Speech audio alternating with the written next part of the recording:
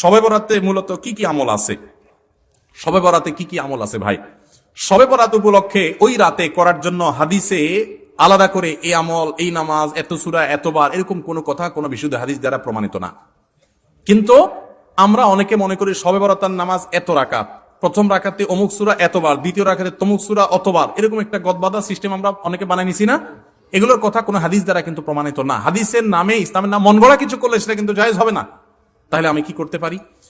মধ্য শাবানের রাত, যেটাকে আমরা শবে বরাত বলি, এই রাতে আল্লাহ তাআলা বান্দাদেরকে সাধারণ ক্ষমা ঘোষণা করেন। এই রাতে একেবারে কোনো মর্যাদা নাই, ব্যাপারটা সেরকম না।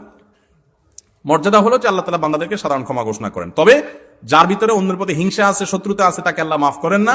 আর যে শিরকে লিপ্ত, আল্লাহ তাকে মাফ করেন না। আপনি মাজারে সিজদা করেন আর শবে বরাতে সারা রাত মসজিদে সিজদা করতেছেন আর কান্নাকাটি করতেছেন, লাভ নাই, কারণ আপনি শিরকে লিপ্ত। শবে বরাতের সাধারণ ক্ষমা বা মধ্য শাবানের রাতের সাধারণ ক্ষমার মধ্যে আপনি পড়বেন না। এই জন্য শবে বরাতে আল্লাহ তাআলা সাধারণ ক্ষমা যদি আপনি পেতে চান, তাহলে আপনার কি করতে হবে?